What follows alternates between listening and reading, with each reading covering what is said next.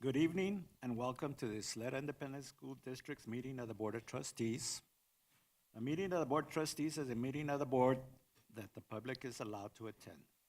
As provided, Ysleta ISD Policy BED, we invite members of the public to make comments during the citizens' input portion at the start of the meeting, according to the instructions provided with the electronic posting notice of our meeting. Legally, the board may listen but may not enter into a discussion on matters in the citizens' input. This meeting of the Board of Trustees is called to order at 7:03. 6:04. We're still on daylight saving time. We have a quorum with Sotero Ramirez, Shane Haggerty, Mike Rosales, Connie Woodruff, and myself. Charlie Bustillos and Catherine Lucero were unable to attend, but are excused. Mr. Ramirez, would you please lead us into the Pledge of Allegiance and a moment of silence? Would you please stand? Would you please join me in the Pledge of Allegiance? I pledge allegiance to the flag of the United States of America and to the republic for which it stands, one nation, under God, indivisible, with liberty and justice for all. Honor the Texas flag. I pledge allegiance to thee, Texas, one state, under God, one and indivisible.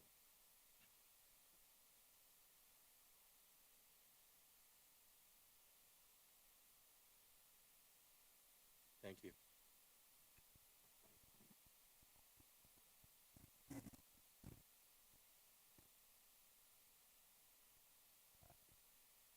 Ms. Mathewson, do we have citizens' input this evening? No, sir, we don't. Okay, thank you. Dr. De La Torre, do you have any reports for us this evening? Yes, President Ochoa, members of the board, esteemed guests, we've got 4 presentations for you this evening. I would like to give the board the opportunity to listen to Ms. Arlinda relative to item 4. She'd just like to make a couple of comments, if that's okay. Okay.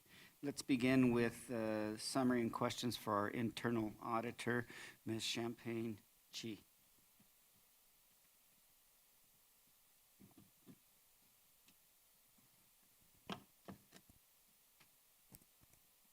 Good evening, Board President, Mr. Ochoa, all board members and superintendent and all the cabinet and everybody here.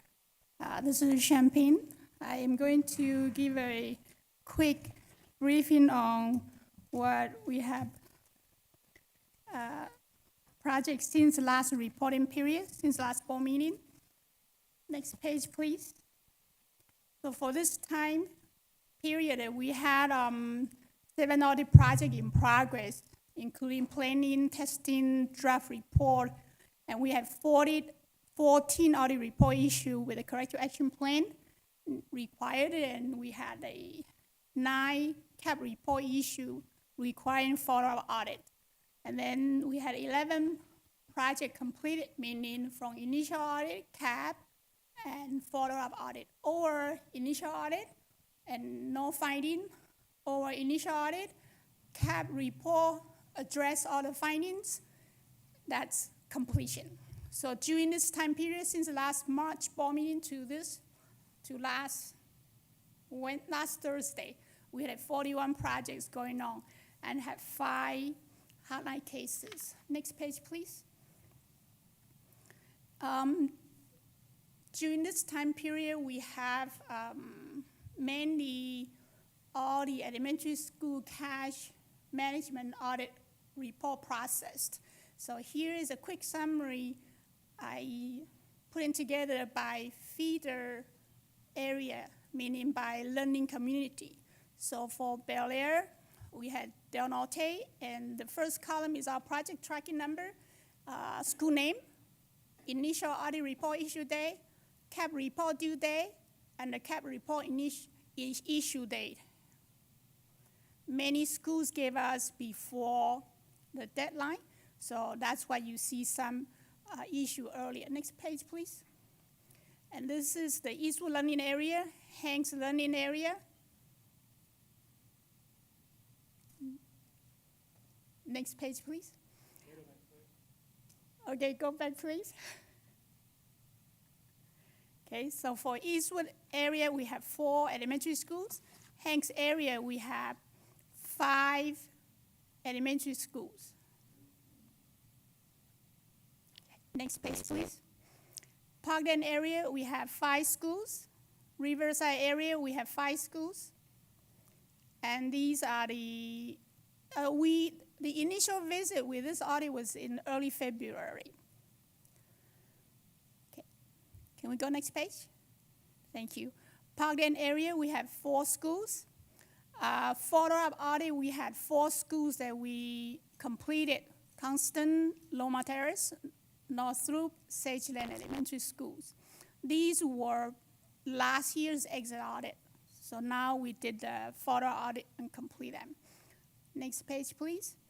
So we have 8 projects that are going on, many departments, and then some of the CAP report for the elementary school cash management audit. We have 1 because of schools conditions, so we postponed the exit audit. We have 20 exit audits last year, carry forward to this year to do follow-up audit. Among those, we finished 8 of them.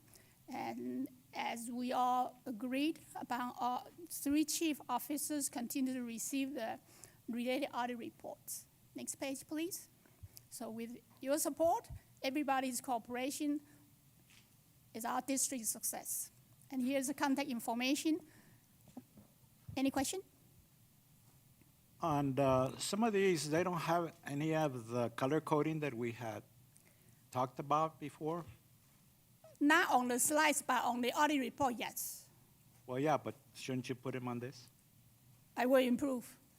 I mean, to me, that's why we wanted those color codes, just to see where you thought, based on your risk assessment and everything else, what is critical, what's not so critical. That's why we had those color codes in place. Okay, I will on the monthly summary report, I will do that. All right. Thank you. I didn't see anything about the hotline.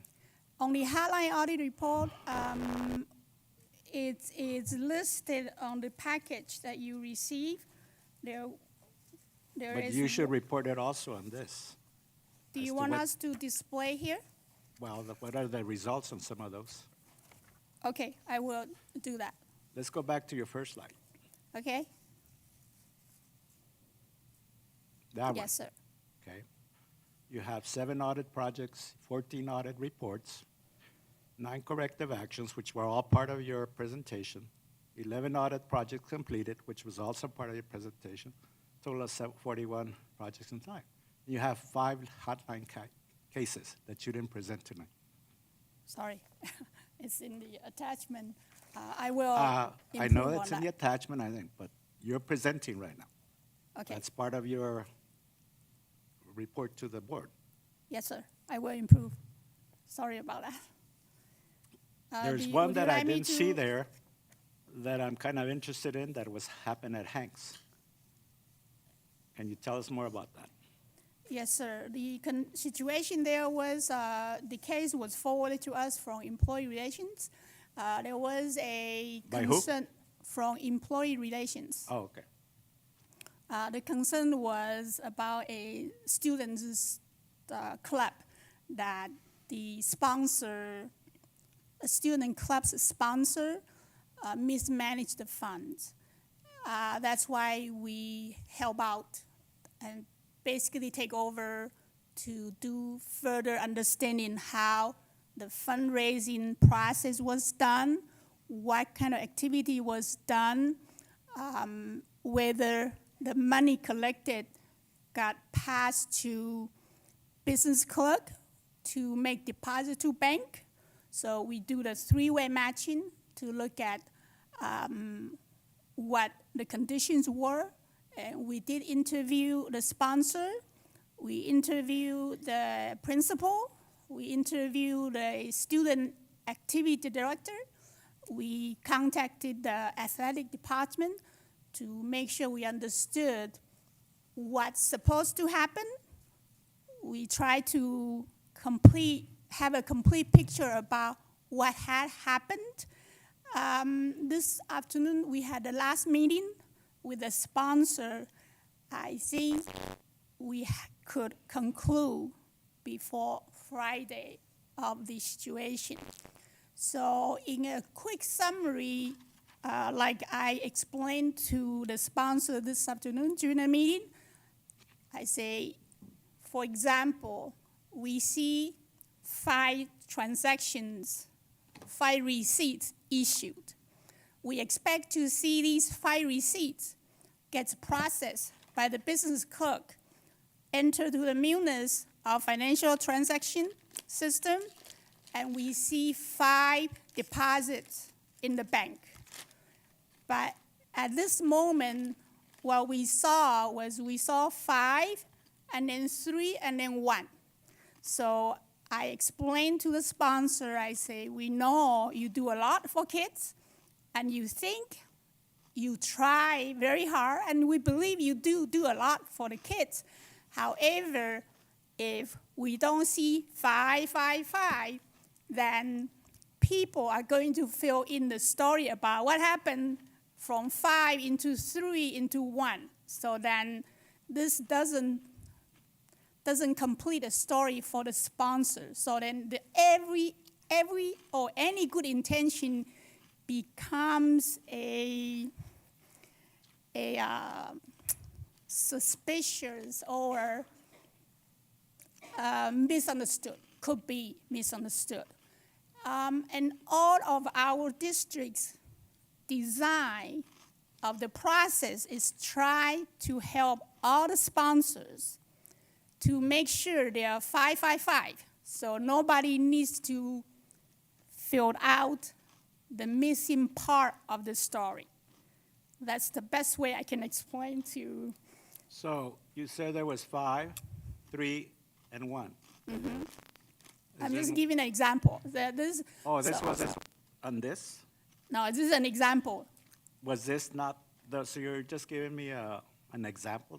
What actually happened here? What actually happened is we saw some deposit, some receipts issued to parents or students, but we don't see the complete deposit of those money collected. So you haven't seen those completed deposits? Not yet. And why not? apparently we could not get this story to complete it either with all areas that we discussed. So there is some discrepancy and you didn't bring it up to the board? We are in the process of summarizing. I did issue one audit report to Ms. Bobby Russell because at that time I felt we already spent 1 month to work on this case. I should give her a status report. So that was the first part of the report. And then now we're trying to finish up the pending issues. But see, that's what I'm having a little bit of a hard time. You present all these that are in fact initiated, they haven't been completed, but somehow you didn't present this to the board. Okay, for this one, I have a good excuse, okay? You have what? I have a good reason, and I am consistent with all the projects we work on. Either it's the hotline investigation or it's the regular audit projects.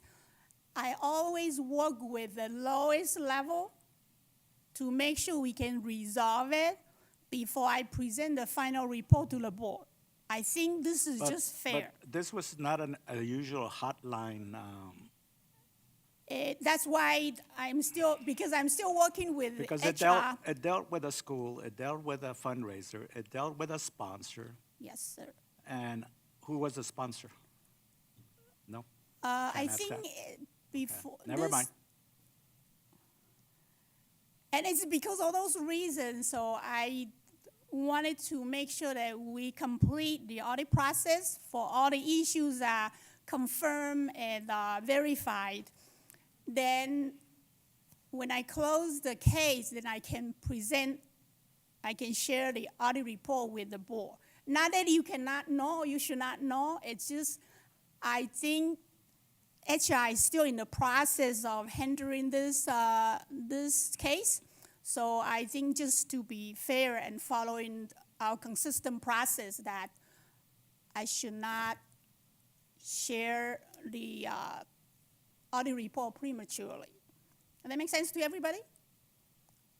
But you'll share other audit reports prematurely as well. Because our other audit reports already have the conclusion. We completed the audit process, so I can share. For example, in the initial audit of any school's cash audit, we confirmed with the school business clerk or a school secretary that there was nothing can change the story. So the story was set.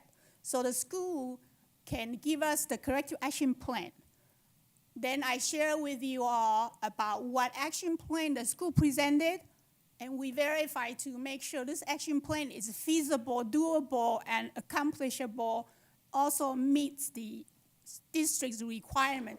If not, then I don't issue any report. I would tell the principal, say, you presented, this is your action. However, according to the requirement, your interpretation doesn't meet the requirement, so please reconsider or rework it and then send me an update. So that's why you don't receive the corrective action plan report until I finalize with the school. So that's why you have not received anything on this hotline case yet. Well, I still feel a little like we missed a step there somewhere. Mr. Ramirez, I know you proposed some time back to have a committee for the auditor. And you remember that? Yes, sir, I do. Can you explain a little bit on that? There was a discussion, and Trustee Woodruff was there. I don't remember who else was there, but Trustee Woodruff was there, and there was a recommendation that perhaps internal audit could have a committee made up of trustees, cabinet, and the internal auditor to talk about processes and to talk about just the business of internal audit. And the gentleman that made the presentation, actually was Ms. Austin's presentation, but the gentleman that made the presentation that co-presented with her had made a strong case for it. And I thought that at that time, that was something for us to look at. So, it's part of our due diligence for us, for the board to be involved. So I would ask Mr. Ramirez, would you take the lead in forming this committee so we can? I would ask Ms. Woodruff if she'd be part of that as well, too, so she can help guide that. Yes, that would be good. Go ahead, Mike. The points that you bring up, Mr. President, are very valid, undoubtedly. Can you hear me? Yeah. But I kind of sense the fact that part of what's not been revealed is because it's a personal issue, the names or what have you, which I understand, and correct me if I'm wrong, but I feel that Champaign, we as a board have a responsibility to have an understanding, a true understanding of what's actually happening. So it's not because I feel that you're hiding anything. It's just we want to make sure that what needs to be presented to the board is presented as complete as possible. Number one. Number two, the hotline issues. I think those are very important and should have been brought up as part of the presentation. If you wouldn't mind me saying that. Now, the other point that's going to get sticky with the board members, and I want to make sure that we understand why we're here. We are a board. A board makes decisions in what manner? The budget, policy, and hire another superintendent, and so on and so forth. But once you get into the level of trying to micromanage our administration, and not that I have a problem, I think we need to revisit that point. Because if you as a board, and again, I'm not preaching to, I'm just bringing up some points sometimes we forget, that we have a responsibility in writing that we will run this board as a board, not as a clubhouse. And I'm not saying that in a derogatory manner, but I think we would want to revisit once we start mingling into their responsibilities. That's why we have you Well, here. We're not mingling in his result. The auditor works for the board. Well, that's my point, because I'm new at what has happened, and that's fine with me. Yeah, But I I just mean- want to make sure that we revisit that point. Yeah, she works for the school board, not for Dr. De La Torre or anybody else. She works for us. And that's why I'm just addressing the point to the auditor, not to No, anything but else. I'm referring to the comment with Ms. Woodruff and Mr. Ramirez. There's Is that related to this? Or am I- Well, she was asking, because she was at the presentation where they discussed about having a auditor committee, audit committee that's made up of members of the board. And you're surely welcome to be part of it, too. there's language in the board operating procedures that denotes the president making committees, and there's like 7 or 8 that are spelled out. But you would be the one that decides who's on it and Well, which I'm not committees you going to wanted to decide. use. I mean, whoever wants to, but I am asking Mr. Ramirez to take the lead on this. You're certainly, well, I think the only thing is it can't be a quorum of 4. No, it can't be a quorum of 4, but a committee like this would have nothing to do with usurping the power of the administration, of any. No. Of the schools, of anybody. All it was be meaning to do is just to have some oversight over, and some explanation, I guess, over what the internal auditor is presenting to us. Well- It sounded like a great idea when we were at the conference. It sounded like a good way that we could be able to have a little more hands-on access into this process without doing anything towards the audit. I'm not saying that, No, but no. being able to understand her processes and what's going on. If And- anything, it helps educate board members on different areas that they want to be educated in, but at the same time, it helps streamline board meetings because you have the opportunity to get into the weeds a little bit more. Can you get closer to, In those committee meetings, you have the opportunity to get into the weeds a little bit more, to get a little bit more educated on a subject, and it helps streamline the board meetings. So decisions that maybe would take us forever to deliberate can be done in a more efficient manner at these committee meetings, and when they're brought to the board, that is they're able to share some of their experiences and some of their things that they've learned.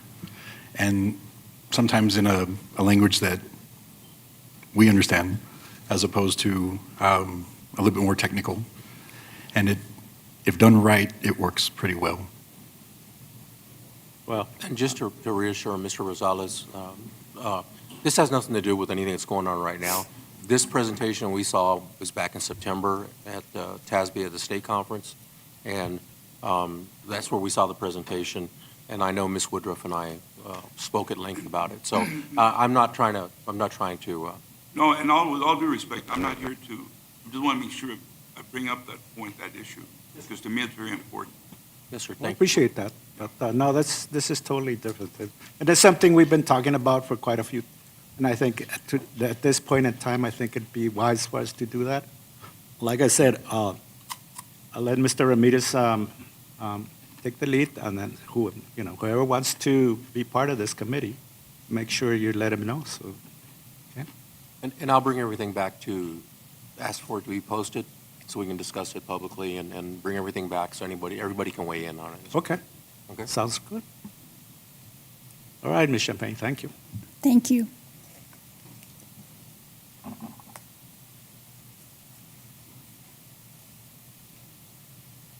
The second item before us is a review of the agenda for the regular meeting of the board on Wednesday night.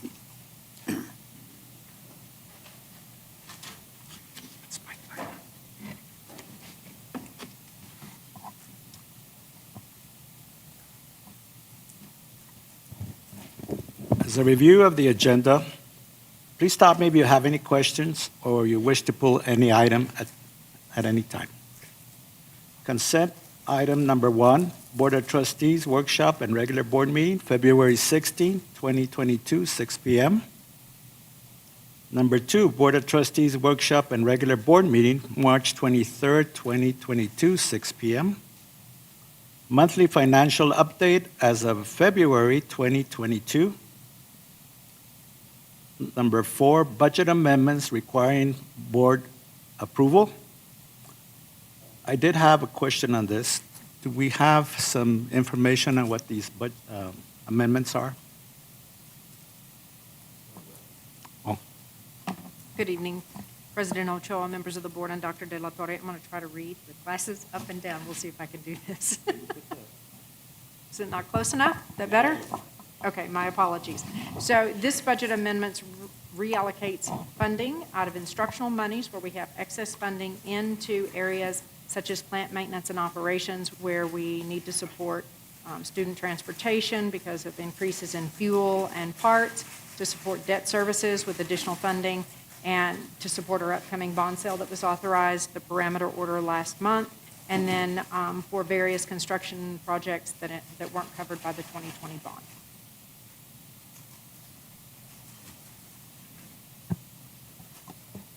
Yes, sir? Excuse me.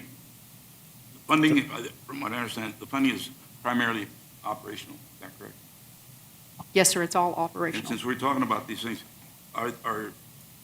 there's some things that I need in my community, and I'm wondering if they're included in. And what might those be, sir? Well, the flooding of the field house, whenever it rains, it was built underneath the level of the football field. So consequently, whenever it rains in El Paso, we have to mop up all that garbage that comes through one door, out the other door. Is that the new So we're going to basement? ruin our equipment because it was not done correctly. I'm just, Oh, the field so we have talked about this before. I was wondering if does that include Mr. De La Torre? It's part of a budget development process. I know that sometimes each of the respective board members have an interest, or they have individuals out there bringing concerns and needs, interest to their attention. But the administration cannot react and act on behalf of one board member when the amount of money it requires to do some of these projects is significant, because I'm pretty sure that every one of the 7 board members could go out and come back with a list of things that they'd like us to do, and it doesn't promote transparency, and it doesn't promote the process of the board coming together to develop a budget that directs money, reassigns money to specific projects and different feeder patterns. And what we're trying to do is we're trying to avoid the idea that, you get requests from one feeder pattern that they'd like to see this, this, and this, and then another feeder pattern is asking for this, this, and this, and before you know it, the budget doesn't mean anything, or the adopted budget doesn't mean anything, because individuals who are just individuals, other than when they sit on this collective board, are submitting requests on behalf of schools and principals and constituents. And that's not the way a school board operates. The school board should operate by allowing us to collect all of those things that have come before us. Then we bring it to the full board, and then the collective board would look at the revenue available, and then they would decide what they can and can't support so that there remains this transparency and so that there is equity across the district. And we don't get into that situation where the feeder pattern or the learning community that happens to have individuals with great influence keep getting monies redirected to their schools while everybody else is sitting quietly behind. So with all due respect, when we have these laundry lists of needs and wants by board members, we really will try and accommodate if they're not significant or expensive, but when they are, and they require work, and they require engineers and civil engineers and others, then it really does need to come before the full board for your consideration and your vote as part of an annual operating budget. Let me, this is a structural weakness that was because of the football field, the way it was constructed?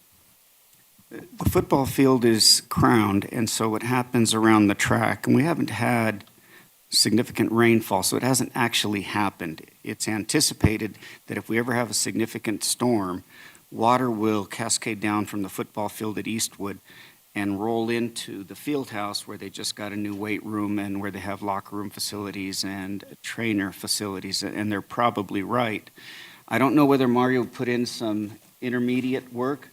We didn't completely ignore it. He did send a team out and take some steps. Do you want to take a moment just to give us an update on what was done at Eastwood to prevent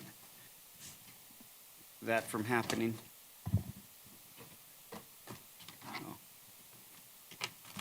While he's getting up there, I just want to add, I understand transparency. I understand that, so I'm not fighting that. My point here, my issue is that there's a certain need to prevent further damage to a facility that was provided to the taxpayer. And I know that in the course of review of all the schools and what have you, there's all kinds of needs. This happens to be unfortunate because and we were, or maybe some of you were here then, but whoever approved that, and it was a board, should have looked at all the possibilities of flooding. And just to bring a point to you, Dr. La Torre, this August, this July, we had tremendous rains. And consequently, we did have the issue of having to clean the floors. But the point here is that we're going to continue. If we don't take a proper approach, we're going to continue working on the building, and then we'll have a bigger problem. So, again, please, don't think I'm here from Eastwood trying to get as much as I can. I am, but I'm being very transparent. Okay, thank you. Good evening, everyone. To answer your question, sir, we've actually assessed all field houses. We started with the worst one, which was Hanks High School. The way the design is it's a flat roof, and the roof drains go on both sides. Board member is correct, and you are correct as well, sir. The field is shaped so that the water runs off to the side. So it does go towards the field house. At that point, it flattens out. So the only time that we do get some water in is during very, very heavy rain. Hanks by far was the worst one. And what we did to mitigate that was we created a drain and pushed the water to the side to collect with the other drain. We plan on doing that to all the high schools as necessary. I think that's all he wanted to know, was it addressed. Yeah, that's good to me, as long as we do it, not so much only Eastwood, but to the rest of the facilities that we have throughout the district. Fine. Yes, sir. But I know for a fact that our area there in Eastwood gets flooded really nicely. Okay. If you take a look at the Hanks one, sir, you'll see what we did, and what it is a drain that runs an 8-inch pipe to a ponding area. There you go. That's And that's what we did. And that was because Hanks was by far the worst one. It was probably worse than the other 6 combined. Well, I appreciate that. Are we next? I'd have to look at the list, sir. No, I thank you for all the work. Yes, sir. I do have one question. On these, like you said, all the requests from feeder patterns and everything, we're about to enter into the budget and everything. When does this all come together and you bring it to the board, depending on the severity of, or the importance of these issues? Rarely are we not responsive to situations that require immediate attention. When we collect a list, there are 2 ways we can do it. What you're going to see tonight is you're going to see revenue available to the district, expenditures that we would normally have during a year, and then the board can be given an opportunity tonight, or the board can be invited to submit interest to allow us and determine what it will cost to accomplish that interest. And we can come back and give you an updated budget so you can see how much more money it would require if we were to do all of the things that the board would like to be brought before the administration. Once that's done, it really sort of defines what we have available to cover our employees' health care benefit premiums, which are going to go up, but we've set money aside, and any kind of an adjustment to the salary schedule in response to what has been some of the worst inflation in, I believe, 14 years. So we can try and accomplish all of it. The more we get done, the less money that is available for other things. It's a zero-sum game. We have what we have. Yep. Our task as a governance team is to strategically allocate money in a way that takes care of our students and our employees. Is, is there a process that we could establish where each board member could bring their own list and just be, just give it to you?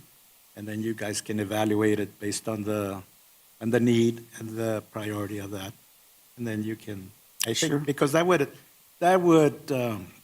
cut on a lot of us talking to, hey, this, my school needs this from my school. If we just put it down on paper and give it to you, Sure. and that would, We can create a form and send it out to you that you can enter interests, needs electronically on a long list. We can work aggressively to try and determine what that might cost the district. We can come back with totals, and then the board can determine what they'd like to have done in 22, 23, and what can wait until 23, 24, and do it over time. and that's why I said you base that on priority and what's the risk, like, In the times of, excuse me, if I may, during the time I've been on the board, we've never had that layout. And so I would really welcome something like what you're mentioning. Well, that's what we do with Because the. we know where we're headed. That's what we do with the departments too here. So everybody starts almost with a zero-based budget. In other words, they don't get to add to their budget. They have to defend the budget they just received the previous year and how it was spent.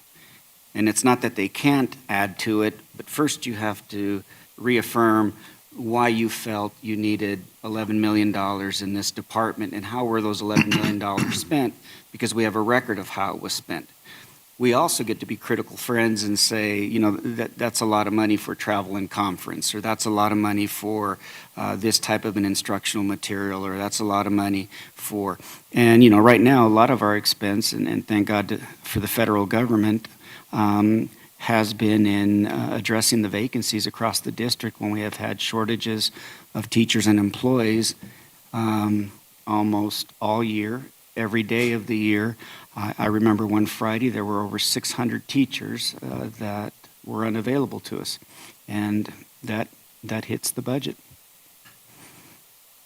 But we can do that, and I think that affords the board transparency with our community as far as we are being responsive, as well as our feeder schools that, hey, put it on there, put it on paper, give me the reason you need it, and why is it a priority.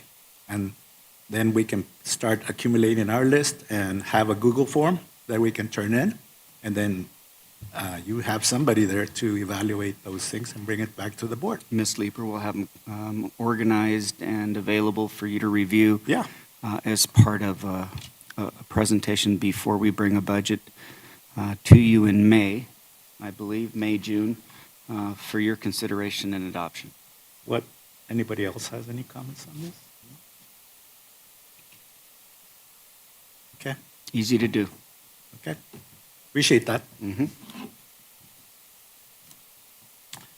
Okay, item number 5, 2022-2023 instructional materials allotment and TEAC certification form. And there's quite a few of them, but I only have a couple of questions on this. I think I always do this every year. Ms. Chacon? Where is she? Oh, there she is. Wow. On this selection of these materials, what is the process? So we follow the local policy EFA, which is your board policy, and then we follow our regulation EFAA regulation. And we follow strictly what the board delineates the process is. It is a committee with teachers. Mr. Covey has, Somehow I can't hear you. I'm having a hard time. Mr. Covey has the All right. list, there you go. And it starts with the textbook adoption, your board policy EFA. And it starts with the local. We delineate our process in EFA regulation, and we take the process through a committee. This was a health and PE adoption, so we solicited PE teachers to be on our committee and come see the different books that were available for them to adopt. So on this committee, who sits on this committee that does the selection? Teachers, Teachers? correct. Mr. Covey oversees it because it's part of federal and state programs, but the teachers are the ones that, From all throughout the different, district? correct. We have the list, sir.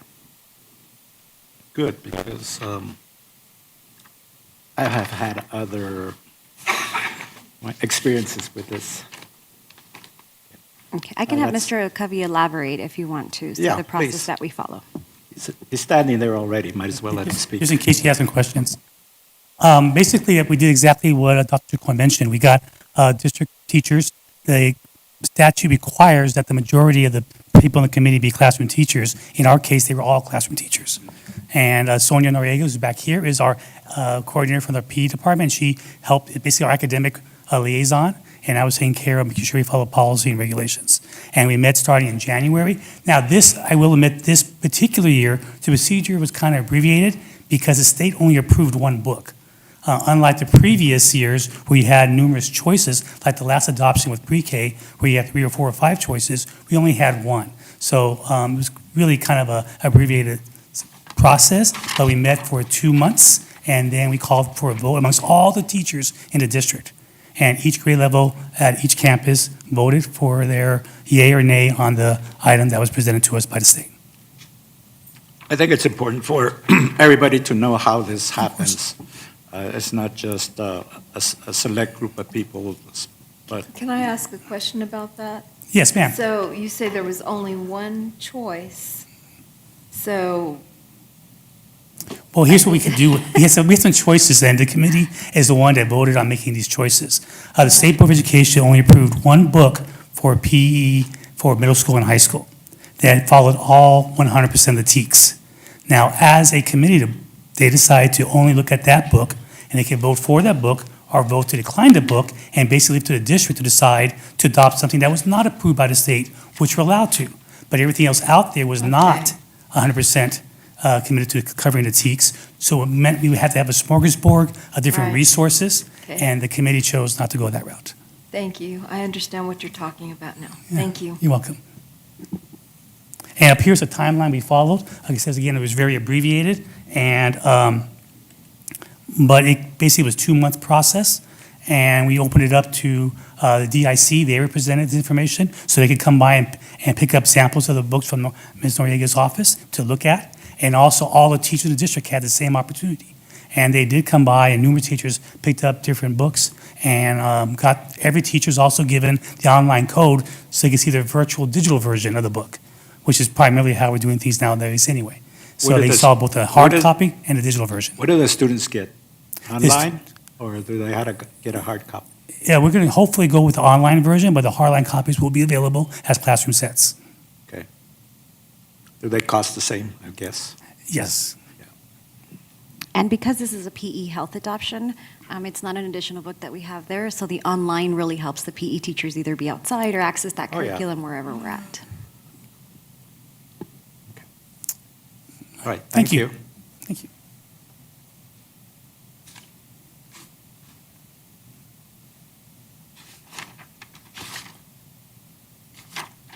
I-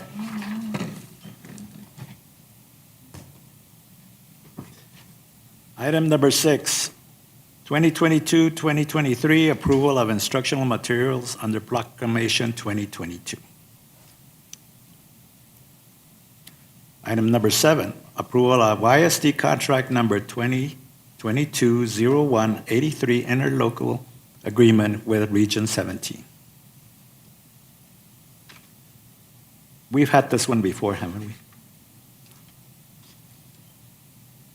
Approval of YSD contract number 2022-0174, interlocal agreement with Houston Galveston Area Council. Number 9, ratification of YSD contract number 2022-0181, interlocal agreement with El Paso Regional Day School Program for the Deaf. Okay. Action items. Resolution of criteria, number 1, resolution of criteria for use in redistricting due to 2020 census.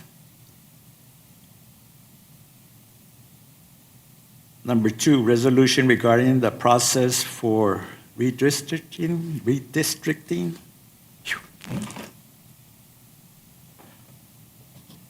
There is, I might point out that there is BC on the consoles that were provided to us as to what their, the expenditure would be on the part of Ysleta, or this. Do you have any? Yes, Mr. Ochoa, may I just elaborate a little bit on this? You all had asked me to find out some information on different lawyers who do this kind of work. Because this work only happens once every 10 years, not a lot of firms do it. And in the past, it was very much tied up with the Voting Rights Act and the U.S. Department of Justice. Now it is not. And so, but still, very few firms here in El Paso have the experience. And so I just wanted to share with you a little bit about the experience that the firms had. And it's in the resolution that there's only 2 El Paso firms, El Paso-based firms, that have experience in this. Really only one, it turns out. One of them is the firm that we use as our general counsel, Mounts Green Myers, Safi, Paxson, and Glotzen. They have done the EPISD redistricting for the last 3 times, and they're doing it again. So they're very familiar, and they've done the redistricting themselves. Scott Hulse is on here. Scott Hulse is now the primary counsel for El Paso Community College. El Paso Community College also has got to do redistricting. I spoke to the attorney from Scott Hulse, Francisco Ortega, and I had put them down as a possibility because they are going to be involved with the community college redistricting. However, they have never done the redistricting themselves. In the past, it was Ed Dunbar's firm. He represented the community college for many years. Only his firm and the 3 senior lawyers there have all retired, and they're not doing this work anymore. So Scott Hulse is going to be partnering with the Bickerstaff firm, and they're a large firm out of Austin, and that's why it shows the Bickerstaff with Scott Hulse. So Scott Hulse is not going to do it on a standalone basis with the community college because it feels it does not have the experience to do that. The Rogers Morris firm, we have used them. I have not reached out to them specifically on this, but they are a full-service education-based firm, very well respected. This rate is for the attorney that we have used many times on construction and other matters, and that is the rate that she has quoted us. It's a discounted rate off of her main rate.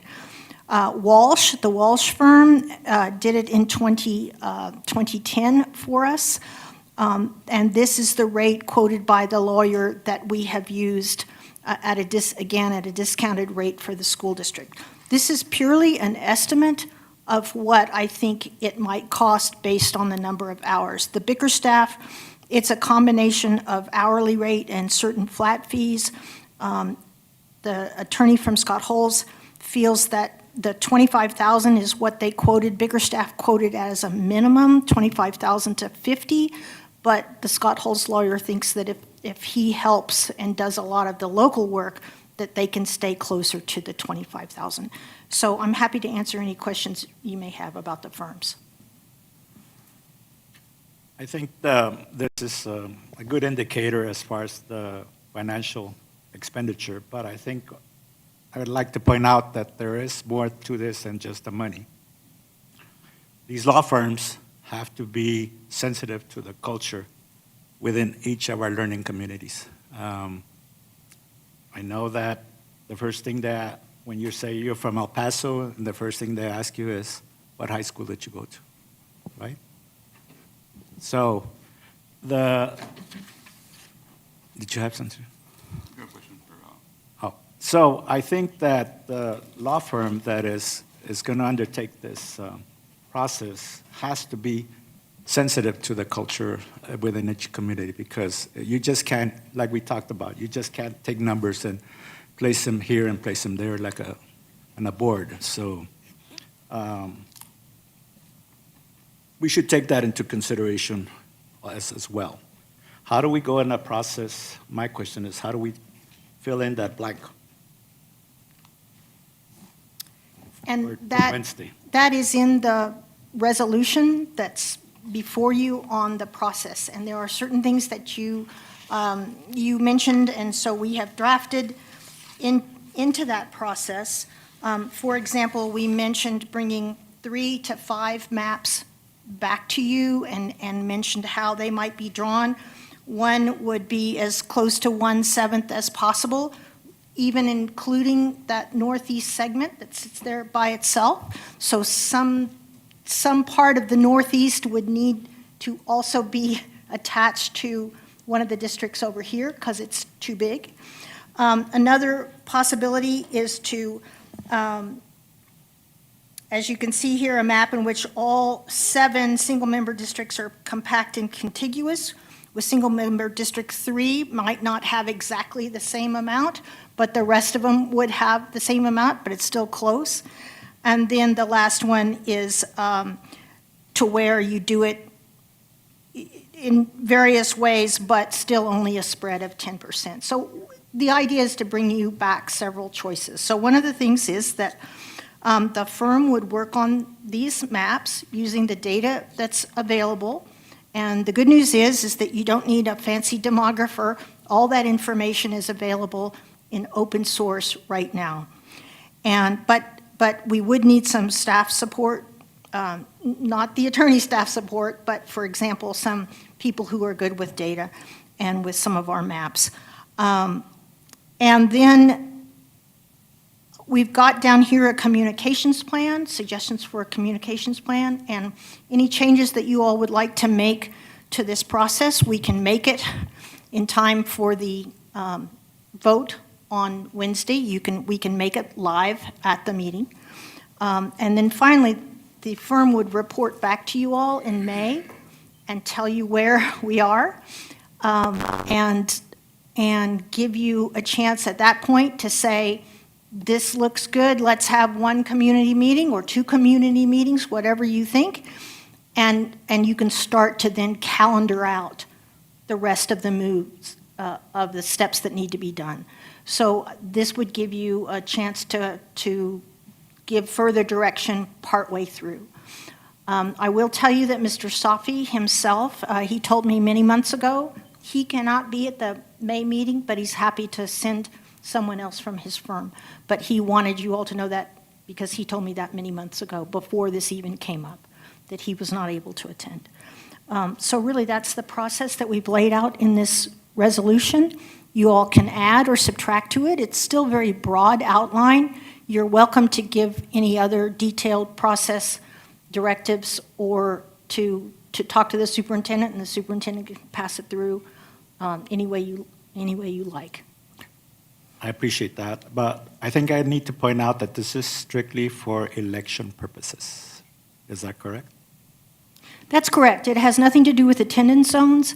It's all about the Election of the the Board of election Trustees. of the trustees and the actual residents that you represent.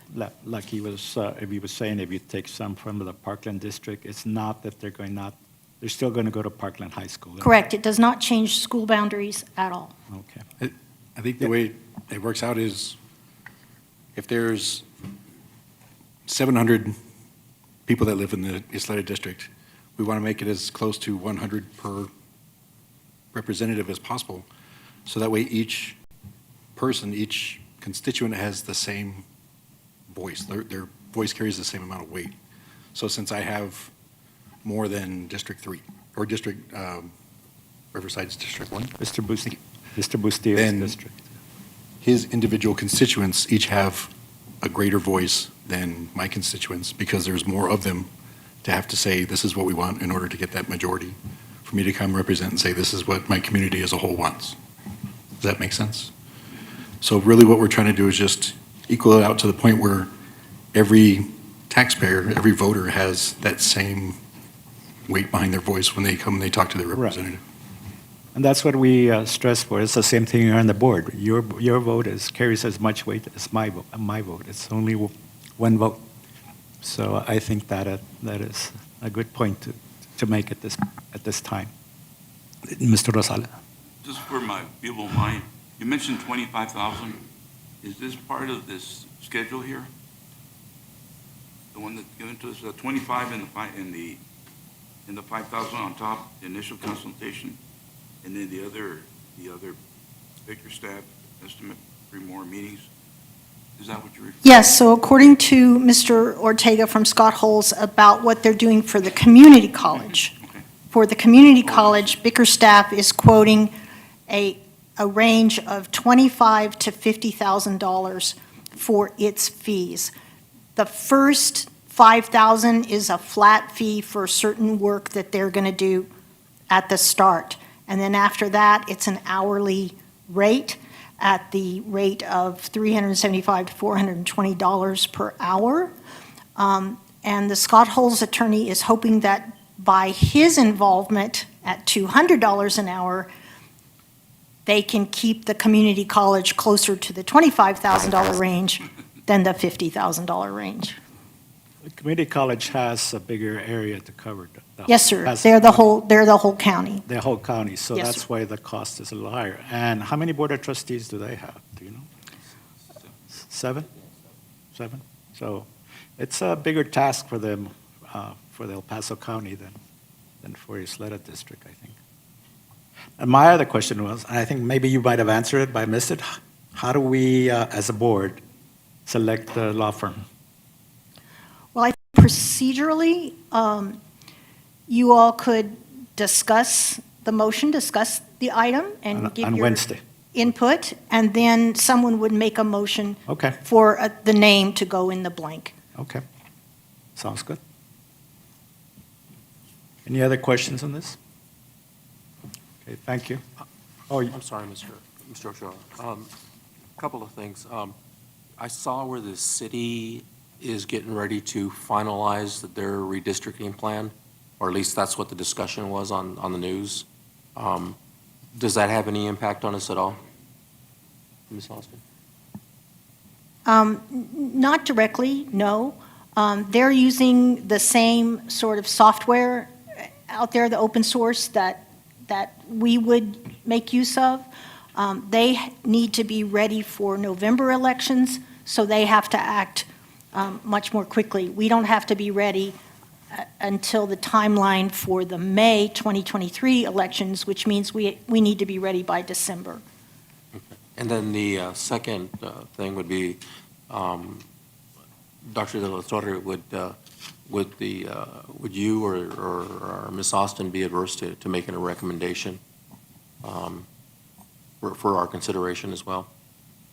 No, I feel very comfortable making a recommendation. I wouldn't pay anyone $25,000 to do something that, in my opinion, is relatively straightforward. And to Mr. Ochoa's point, I think that the SAFI group knows our community, understands the task, and is about half as expensive as Scott Holes, who has to partner with somebody out of the city to even have the expertise to do it. So I wouldn't recommend going down that road. I don't know the other two firms, but but they're not here. They don't reside in El Paso. I was going to say, that's my concern. Yeah. You know, I'm sure they're great firms. I'm sure they've done great work elsewhere, but they're not from here, and I don't know. You just go with who you know. So, but I wasn't sure if we were able to speak to that. So we used to work with Scott Holes, and they've always been one of the most expensive firms in the city. And by their own admission, they've never done this before. So they've reached out and they've partnered with Bickerstaff, an out-of-town firm that wants anywhere between $375, $420 an hour. When you have Mouse here locally, who's done it for the last 30 years, and who does have background in it, asking for approximately $14,455. May I just add something that I meant to tell you guys a long time ago and didn't get a chance to? Mr. Safi received from TASB a Lifetime Achievement Award this past year from the Council of School Attorneys. He is one of the most well-respected education attorneys in the state. So I just wanted you to know that you have sitting right here at your board table every month, someone who is considered one of the most premier education attorneys in the state of Texas. I think we all appreciate Mr. Safi at our board meetings. I always rely on him for his counsel, and I don't think that, and now this reiterates why I feel so strongly about his support, or us, him supporting us during our board meetings, and outside of the board meetings. So we'll rely on his recommendation. One of you, if you feel comfortable, would make a motion to enter Okay. into an agreement with that firm, and then a second, and if the, Okay, so we'll do it on Wednesday. yes, sir. Okay. Thank you. Number 3, curriculum materials for instruction on human sexuality. Yes, sir. I'd like someone to speak about the process that we went through. And again, just for our community to know that this wasn't a small group of people making this decision, but it was actually a community group that made the decision on the curriculum.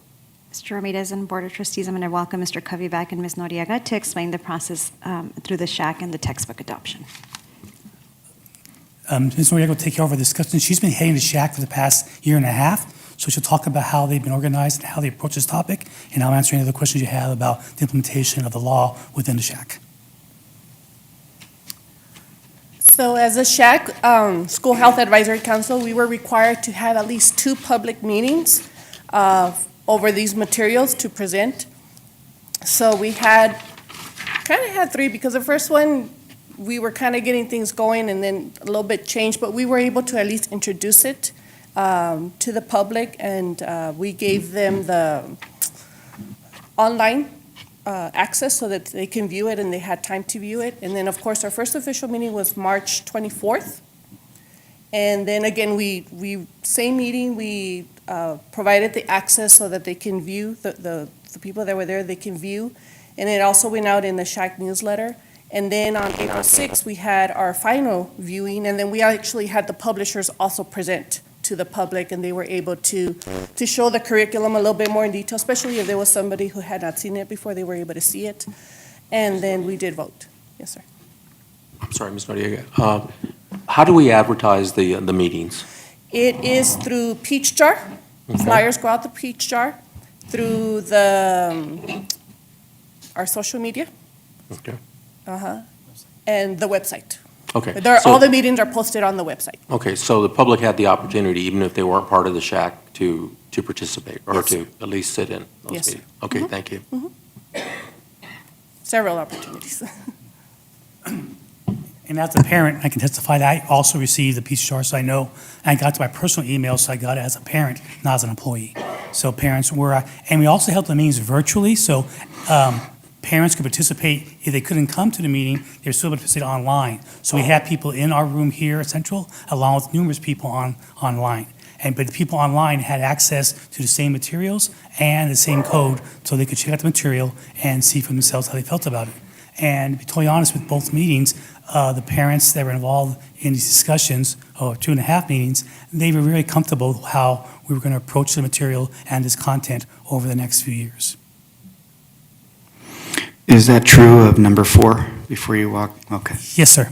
And both 3 and 4. Thank you. No other questions? I just want to make a comment. I want to congratulate you guys, because that's a very, very delicate issue in today's world. And I'm happy that the parents were, I guess, in as much. Mr. Rosales, would you please Parents turn on? were in agreement. And I appreciate all your efforts. and So you did all the people that hard you work. worked with. We thank you. Super. Thank you, sir. Number 4, instructional content and curriculum materials on prevention of child abuse, family violence, dating violence, and sex trafficking. Number 5, award of phase number 5, solicitation number bond 2019 RFP-03 BP 1906 New Elementary Schools, Dolphin Terrace, Riverside, and Scottdale Elementary Schools. Number 6, phase number 1, solicitation number 222003, RFP BP 1907, Riverside High School, CTE additions and renovations. Number 7, ratify approval of award for 5-star innovation competition, annual STEM coding and robotics competition 2022. Mr. Ochoa? Yes. I wanted to alert the board that on Wednesday, I need to revise the motion because I accidentally left out one of the invoices. There were 2 invoices relating to this competition. There was one that was one day and then one that was the next day, and I thought they were both covered. So in addition to $3,590, there's another $1,125. So the total amount we're going to ask for authority for ratification is $4,625. So that was activities on 2 different days, and I'm sorry for that error. I also wanted to let you know that this is posted regarding these competitions in 2022. We did find one other time of services that Mr. Haggerty and 5-Star performed in 2021, and I would put it in here, except I'm not sure the posting covers it because the posting refers specifically to 2022. But it's another one, you know, this, because of the small amount, this goes through, as you can imagine, pretty routinely. And so we just didn't catch that one in 2021 to bring it to your attention, and it was for 4,000 and, let me see, 4,400.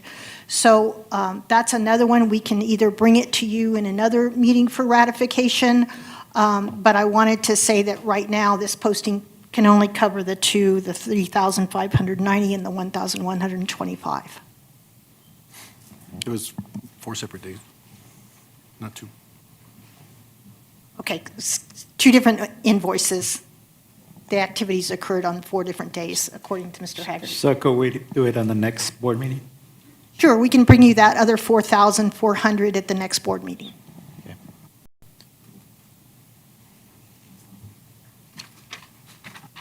And that concludes the agenda. Yes, sir? I can't.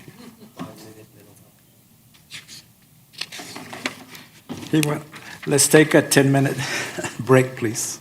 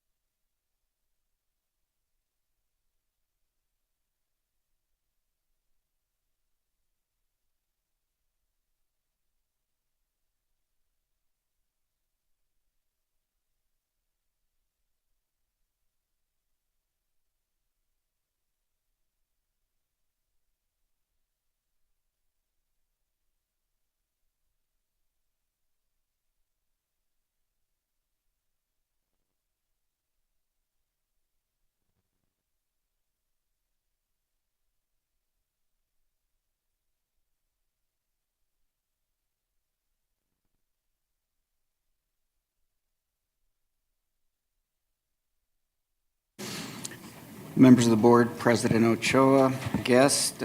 Item 3 is an ESSER update and preparation for the ESSER audit. With us is Paul Covey. I guess it's Paul's night. And Auditor Selena Cereceres.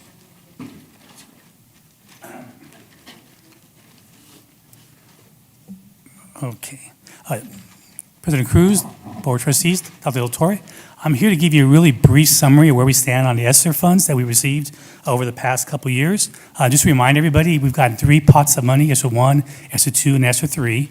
And as they were passed by the legislature in D.C., they came with different rules, or actually lack of rules. So because of that, at the very beginning, even though we did get a large degree of funds, 14.3 million, 62.2 million, it's important to note that the state did hold back some of their traditional state funding, knowing they were going to get the ESSER funding. It wasn't until ESSER 3, where the legislation was passed, that kept states from doing that. So with ESSER 3, we got the full allotment that was supposed to come to the schools. And so you have them here on the board, you notice, and also the due dates of when each one should be spent, 22, 23, and 24. Now, as I mentioned, there was very few essential requirements at the beginning. Bottom line, there's 20 different allowable uses for this funding, which are very broad, but bottom line, it should be COVID-related. Now, ESSER 3, however, had a few more restrictions. They wanted to be more specific on how we use the funding. 20% had to be used for learning loss. We also required to go ahead and make sure we post on our website our Safe Return to School plan, which Ms. Leeper is in charge of, and we also had to make sure we have parental and community input when we designed this budget for ESSER 3, and that was done last summer. One of them was at the board meeting in June by my predecessor, Connie Vasquez, when she presented to you. So we basically met all those requirements, and we have them posted on our website for the public to view. Now, one thing we want to point out right now is that, especially in our local community, we keep hearing how ESSER funds are used. And they're very different than how Ysleta is approaching it, because we have a little bit more foresight as we headed into the COVID years. But 3 things you constantly hear people bringing up is HVAC. And we didn't use our ESSER funds on HVAC because we already took care of that through our bond issue. So there was no reason to redirect funds when we really couldn't. The bond was promised for that, and that's how the bond money will be spent. You see a lot of districts in our community, one to the east in particular, that are hiring all these new people and new positions, hundreds of people. The only problem is when the funds run out, what are we going to do with funding those people? So we basically decided it's not the way to go, because we don't want to find salaries for 100 new people or let go of 100 new people. And then finally, another big thing you see people doing with their ESSER funds is PPE. But again, we, being one of the first districts to involve with state testing, and we kind of set the precedent for that, we got a lot of PPE early on, before ESSER money even came our way. So we were really well stocked. And as the principal during the time, I know that we received plenty of PPE, more than we really needed, so we were fine. So there's no reason to use ESSER funds on something that we already had and we were well stocked with. So we really didn't go that direction to too heavy of a degree like you hear other school districts doing. Now, when ESSERs were passed, there wasn't a whole lot at that time addressing how we're going to be held accountable and what audits would be used. But as time has gone on, the United States Department of Education and TA have gone ahead and presented to us some audit opportunities to show we're using the money correctly. And ESSER 1, we've already been audited twice, once on how we use the money with private schools, because there is a little component that has to go to PMPs. And we also had our need assessments process checked by the TA. And in both cases, we passed without any issues. In ESSER 2 and 3, that was one of my first audits when I came on board. We were audited based on the website and whether the Safe Return to School plan and our ESSER budget was posted correctly and met all the requirements. And again, we passed that without any problems whatsoever. We also have some other audit procedures we make sure to have in place to ensure the money is used correctly. We have a justification form that we have filled out whenever we use any funds from ESSER to show that it is COVID-related and how it supports learning loss. We also have to meet, of course, the EDGAR requirements for any expenditures over $250,000, and we have those forms filled out and kept here in our offices. And finally, we have USDE and TA come with their own reports. And these reports are basically, to be totally honest, relatively new. We've basically started dealing with them this year. They were not really present last year in this type of form at all. We have monthly forms we have to fill out every time we withdraw money from the state for our ESSER expenditures. We also have annual reports. The first one is due on April 18th, and we wrapped it up last Friday. So we're good to go there, and we have a year to prepare for the next annual report, which is quite extensive in what they're asking for. And just to finally summarize where we stand in which each of these two ESSER budgets, ESSER 1, as you can see, 100% has been allocated and committed, and a large portion of it is for instruction, which is what should be the case. So we're making sure that all three packages are aiming towards instruction and learning loss. ESSER 2, we have 98% allocated and committed, and we have 1% that we're still going to be looking at over the next year, what our needs are, and make sure we have that spent appropriately in the areas that we find the greatest need for our community. And finally, ESSER 3, which we have until 2024 to spend, we have about 80% allocated. And again, we have some we're still going to be holding on to because we don't know what's going to come down the pike as far as another surge, some greater needs. Look at the learning loss, how we address it this year to see how we can go ahead and apply for new programs in the coming years to address those needs. So that's basically where we stand on our three ESSER budgets as of now. So at this time, I'll be happy to take questions. Let's Selena continue on with the next portion of the presentation. Yes, sir. Thank you, Mr. Covey. Can you go back one slide? Sure.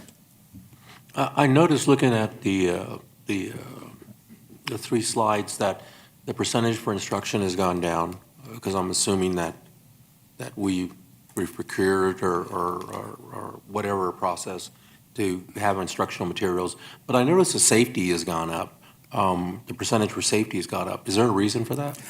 Just that over the 3 years, we have found other needs being used to go ahead and address school safety as far as cameras, as far as doing some type of training for our individuals. So as things have come up, we've had more flexibility, and so safety is something we've been addressing more. But the big thing is talking about cameras and things like that to put into our schools so we can make sure we have kids that are safely distanced and that they're not congregating in areas where they shouldn't be. Okay, and you just said training for individuals? Well, we're talking about possibly helping our counselors with their type of safety training and our security guard, things like that.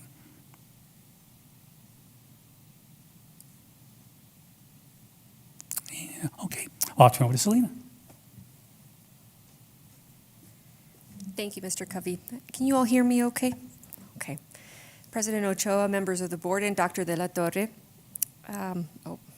Working on my presentation. Here we go. All right. Well, okay, thank you. And in addition to what Mr. Covey presented, I'll be giving you the other side of it. As you're spending the funds, there's also some audit risk. And so, your management team has been very, I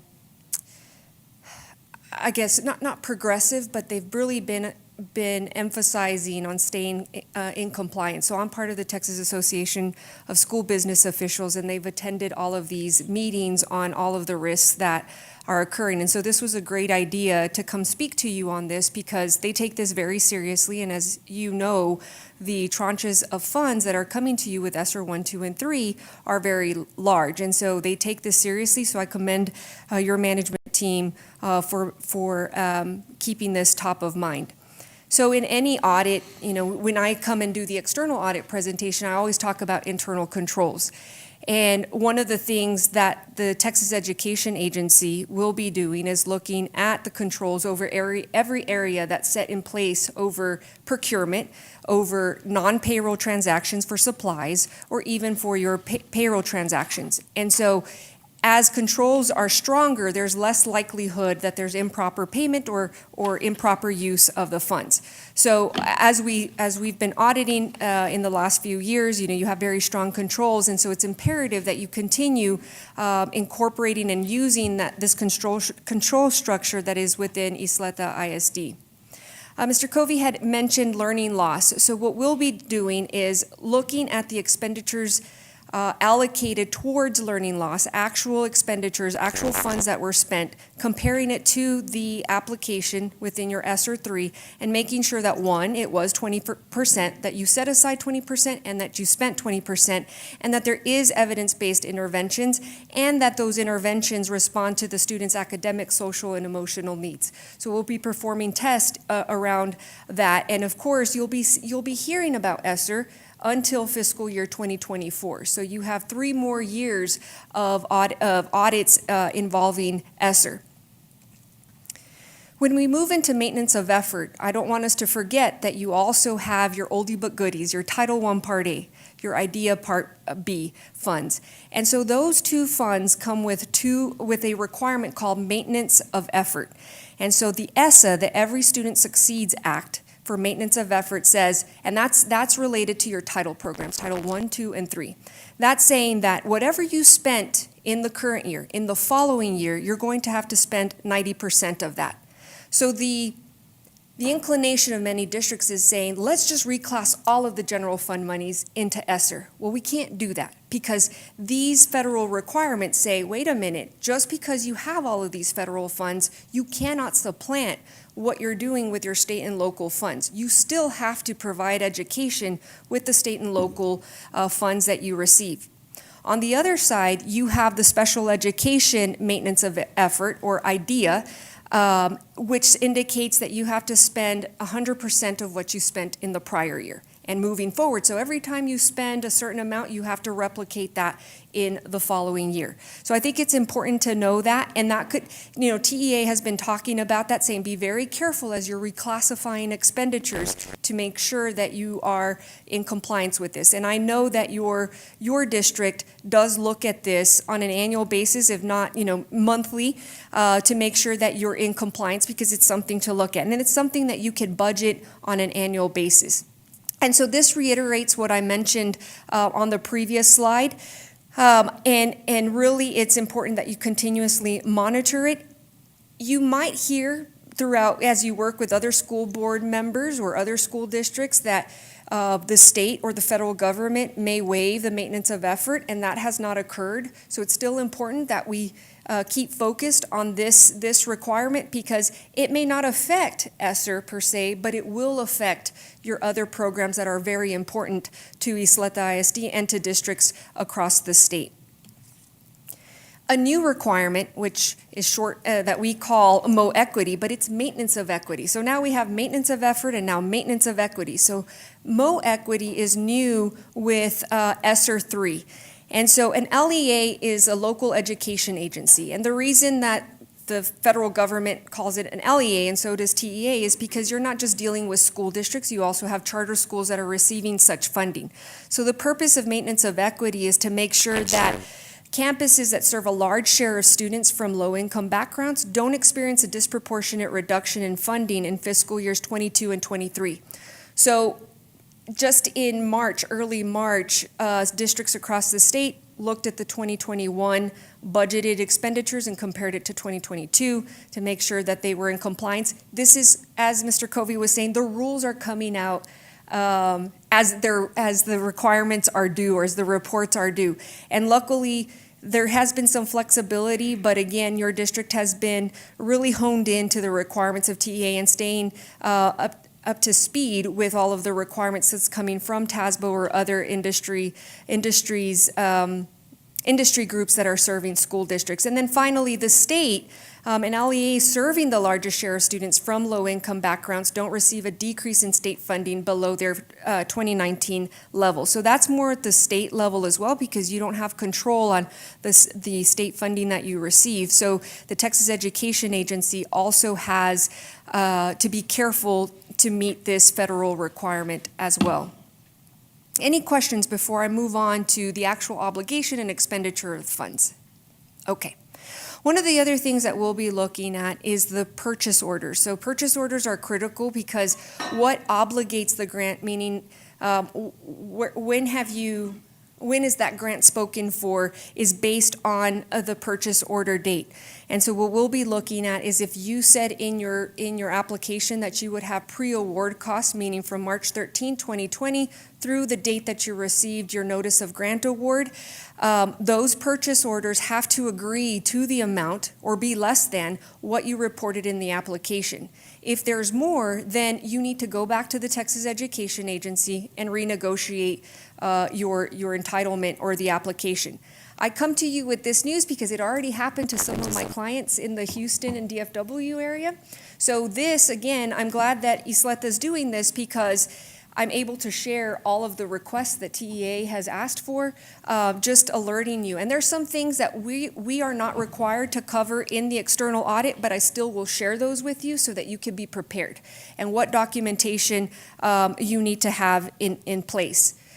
For example, payroll records. That's payroll costs are probably going to be one of the big areas that you can consume your ESSER funds with because that's the bulk of your budget on an annual basis. But here are some of the things that are required as you are charging these payroll costs to your ESSER funds. You need signed and dated job descriptions, you need payroll authorization forms, and then the executed contract or agreement. Again, these are coming directly from requests that the state has posed to our existing clients. If there are employees receiving stipends, substitute pay, supplemental compensation, there's other information that's needed, the agreement that authorizes the program activities, as well as the timesheet documenting the actual work performed, substitute pay, stipend pay, any compensation that you've provided through the pandemic has been brought to the board. It's been approved prior to actually allotting it to the employees. So that will be critical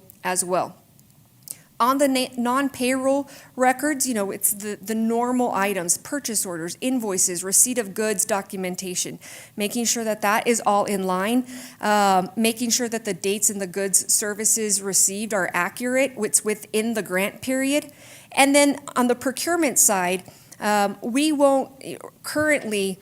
The Office of Management and Budget at the federal level has indicated that external auditors, the procurement is not subject to audit. But I always tell my clients, just because it may not be subject to audit for external auditors, external audit firms, it is subject to audit by TEA, and that's already in their request. And again, this is coming directly from their request. And so they're expecting that your expenditures be listed by commodity code in the aggregate to address and identify those aggregate expenditures that meet the $250,000 threshold, because there's an additional level of compliance that Mr. Covey alluded to in the form of the independent estimate and the cost price analysis. And so that's just a federal requirement that requires additional due diligence on district's part.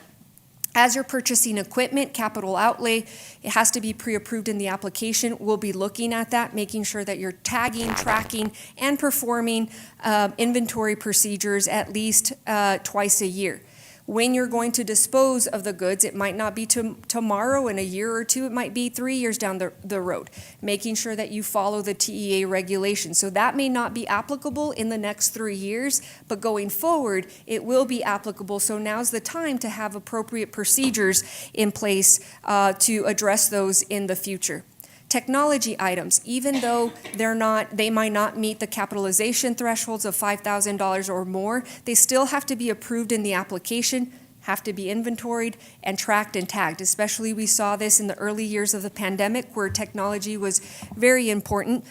So it's critical that this is done as well, because when TEA comes in, they will be asking for inventory control records for your technology items. The last item has to do with construction. In many calls with TASBO or TEA, construction has been a hot topic. And they being TEA has indicated that construction is a higher risk area because once you start using your ESSER funds for construction, there are additional rules that kick in, such as Davis-Bacon, that indicates that contractors have to pay at the prevailing wage rates. There's bonding requirements, and then you have to be careful with HVAC replacement repairs because there's a fine line on what is actual repair and what is construction. And so many attorneys have been working with districts to make that determination and making sure that you're conservative in that approach and analyzing your contracts to the fullest to make sure that you are in compliance. That is all that I had for you tonight. Any questions for me? So, based on your assessment this far, we're all in compliance. So far, so we've only audited ESSER 1, which was your state aid. So as we move through ESSER 2 and ESSER 3, there's more requirements, as Mr. Covey indicated. They start growing, and so as we start auditing that, we'll come back to you, and of course, during the external audit, if we find anything that needs to be reported to you, we will. But yes, as of right now, we haven't had anything to report for your ESSER 1 funds. How long will we be auditing these ESSER funds? So if you continue to spend through 2024, and it becomes a type A program, meaning more than, your threshold is pretty large, if it's over $1 million, it has to be audited. The Office of Management and Budget, again, has indicated that auditors cannot designate ARPA, American Relief Plan, as low risk. So if you spend it and it's a certain dollar threshold, relative to that particular district, we have to audit it as major. So I may be here telling you about ESSER over and over because, again, it's going to take a while for you to exhaust those funds through 2024. Yes, sir. Okay. First off, I'd like to say, Dr. De La Torre and Ms. Leeper, thank you so much for running on this as quickly as you did.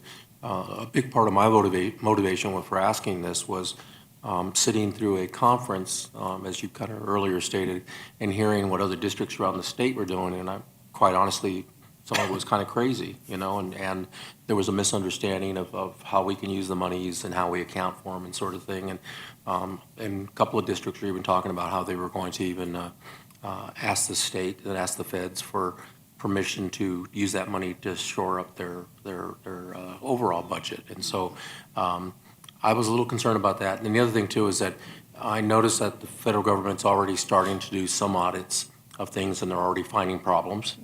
And so I wanted our community, to have a high degree of confidence that we have spent the monies as the mandates that have been put before us, and that we continue to monitor that. And I have great confidence in this superintendent and cabinet to do that. And then it's also good to hear that as an external auditor that we'll be listening to you over the next several years on this. So I think that's important for the community to know that as well, that we've done our due diligence and that we've acted in the manner that we're supposed to. Are there any other questions? Thank you very much. Thank you.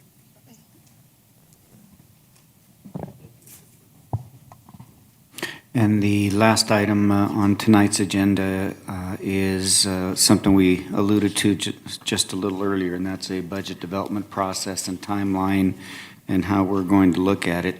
Ms. Leeper has some complete but preliminary information for you tonight. Prior to her speaking to you, Ms. Valencia has asked for your indulgence, a couple of minutes just to make some comments, and we'd like to give her that opportunity, and then Ms. Leeper will go through the presentation.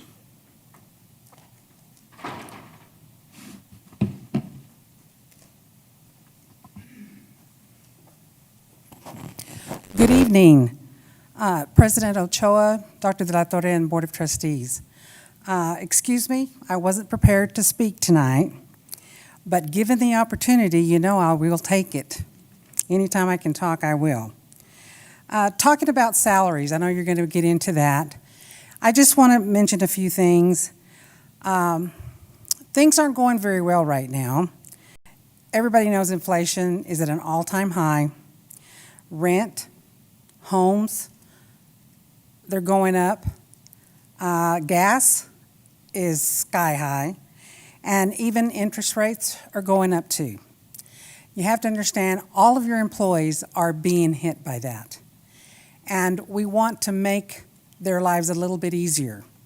And hopefully this board can look for money that can go to the raises. I would like to just say, don't go below what you gave them last year. Last year, you gave them a 3% increase. You gave them $2,000 in stipends. And they really appreciate that. $750 in the fall, $500 at Christmas, and $750 coming up at the end of April. Those are really morale boosters. And I hope that you will continue that. And you're welcome to go higher. Definitely. But if you look at last year, I'm just hoping that you don't go underneath that, because everyone has told me they have appreciated what you gave them last year.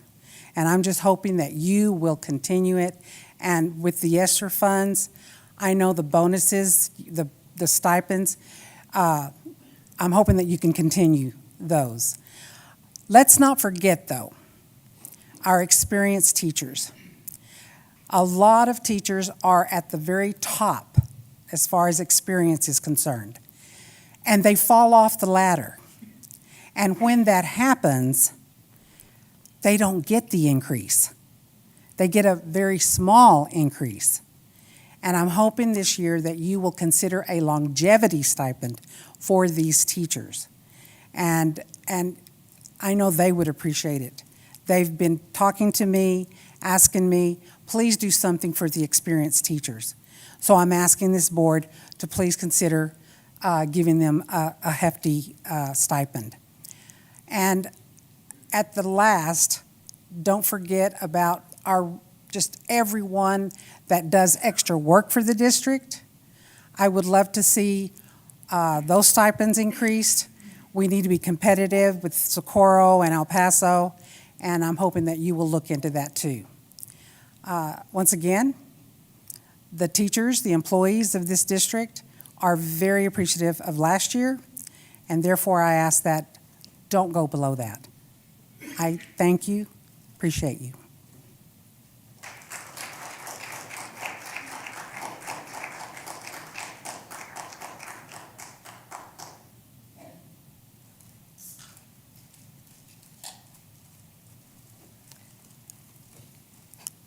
Good evening, President Ochoa, members of the board, and Dr. De La Torre. Bobby's laughing at me because I'm trying to figure out which way I'm going to look at this. So I'm pleased to be here this evening to introduce our proposed budget for fiscal year 22 and 23. As you know, this is your first look, and it's our opportunity to begin working together to develop a budget that you feel comfortable approving and that you believe will help fulfill the 2025 board goals. As you know, number one is about our future, our students, and of course, their academic achievement. We want to ensure that we appropriate resources necessary for them to achieve content mastery as well as to become career and college and career ready. And so these metrics are typically based on standardized testing, but it also looks at several other metrics and opportunities to ensure they are achieving these particular goals. We talked briefly, or actually at length, Mr. Covey and Ms.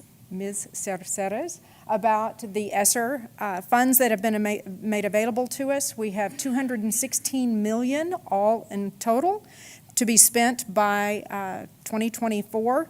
I won't go into the details of it again because you have seen that, but as you know, at least 20% should be spent on learning loss, and so that's a significant investment in past tutors, substitute teachers, and many of the other initiatives that are underway. So Mr. Covey mentioned this, but this particular slide, if you want to go through it in detail later, I'm not going to do it here, but it articulates the particular activities and whether or not they can be funded through ESSER 1, 2, or 3. You may recall that he said, and very importantly, on one of his third bullets, it all has to be related to COVID. Mr. Ramirez asked a great question. Well, your safety went up, and he mentioned cameras. We can contact trace through cameras. So we are ensuring distance. So there was a way to make an improvement for the district that's really needed, but it also is COVID related. And so those are some of the ways that we are looking at the use of these funds because they are one-time funds. We need to spend them on one-time cost. You don't want them to be for 150 extra people that you put on your staffing table that you're now responsible for come fiscal year 2025. That presents that fiscal cliff so many people are worried about. The next most important goal is our people. They're the ones who carry out our academic instruction and preparation of our students for the future. And so we want to ensure that we always provide a competitive compensation package, but that we also create an environment where you want to come to work and where parents trust us to take good care of their children. So when we look at our budget development staffing guidelines for next year, you can see there's no change. At the secondary level, we remain at a 25-to-1 student-to-teacher ratio. At the elementary level, it remains at 20.5-to-1. No change there. We're at the max that we are willing to consider and what TEA allows. So I'm not quite where Ms. Valencia recommended, but I'm pleased to report that we are very close. As you know, I always present a balanced budget. And so within this balanced budget, we have included a 2.5% midpoint increase on the salary schedule for teachers, nurses, and librarians. We've also included that for all full-time paraprofessionals, ancillary, administrative, and professional personnel. We have retained the 3 retention stipend payments. The first is the traditional payment that comes at Christmas time for $500, along with a fall and spring stipend of $750. So all total, $2,000 in stipends spread out over 3 payments during the year. And finally, this one should make people happy as well. Even though health care costs have increased, and pretty dramatically due to the pandemic, we are absorbing on the district side any employee health care premiums. So no premium increase on the health care plans to our employees. I think it's important to the board and certainly to administration and Dr. De La Torre to show how much we appreciate all that our employees have endured and what they are experiencing currently with inflation and its various impacts. So, just to summarize, a 2.5% increase to the district across those job categories will cost the district $7.5 million.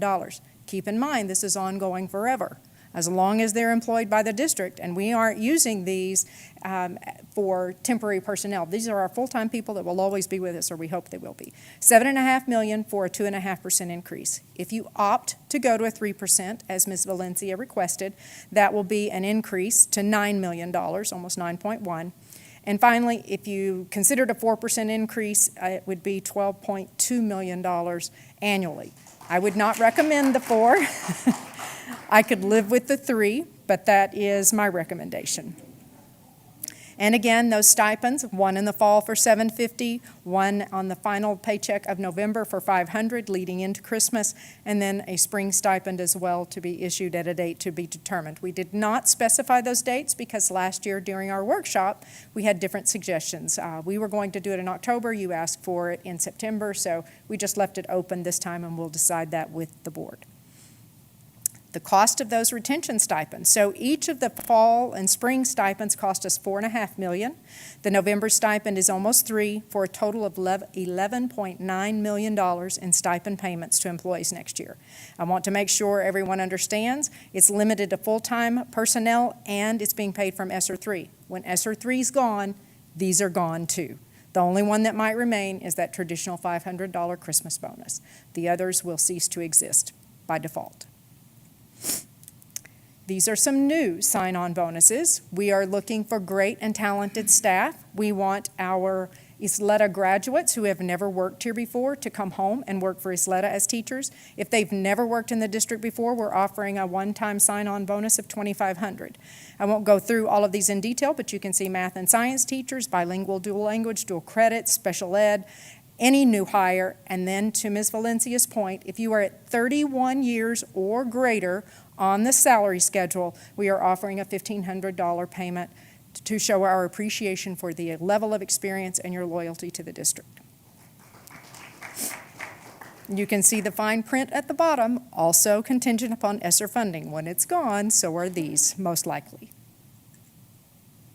And then finally, goal 3, protecting the district's investments, which includes our annual operating budget, along with our capital budget, or the implementation of our bond program. This is largely measured by, do we complete bond projects on time and within budget? As you can imagine, we are blessed that we started so many of our 2019 bond projects very early on in the process because prices now are skyrocketing and it's very difficult to get labor. So we We are too experiencing that challenge. It's just not hitting us as hard as it is other districts. So we briefly talked about this a moment ago. You will be surprised, maybe not surprised, but I was when we actually got to this. Since 2019 PEEM snapshot date in October to our current PEEM snapshot, we've lost 3,128 kids in enrollment. That's a huge number. We project 500 per year.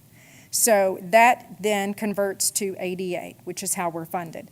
Our ADA is roughly based on 92.5%, 93% attendance. And so for the coming year, we are estimating a loss in ADA of 195 students, roughly 250 in enrollment. That's really probably not as dramatic as I should have made it. I probably should have gone much higher in loss of ADA, just based on the trends of the last 4 years. But with our 3-year-old pre-K recruitment and some of our other initiatives, we're hoping to rebuild that loss in enrollment. And we can use your help, get the word out. So when we look at revenue, this is an interesting scenario, and I'll explain it more on the next slide, but you can see our local revenues increased by $12.1 million, while state revenue went down by 22.1, but the bottom line is only going down by 88,000. And here's why. Certified property values last year in July were almost $7.8 billion.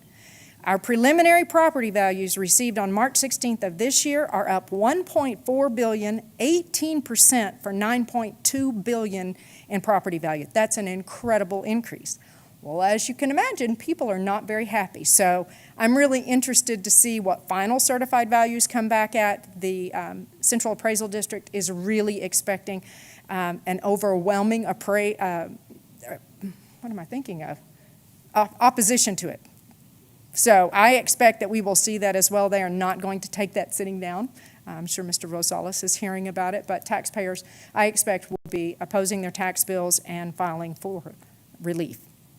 We won't get those final values until July 25th, but I would expect anywhere between, I think we usually see about a 4.5% increase minimum. I would expect a little bit higher between what they showed us in March and what we actually get in July. The fourth bullet, no, 1, 2, 3, 4, 5. The fifth bullet down, there's an inverse relationship. So when local property taxes go up, the state says, well, you don't need as much money from us. And so it's still, it's some zero-sum game. You get what you get per student. So because our local values are going up, you saw the state monies go down. And that's that inverse relationship.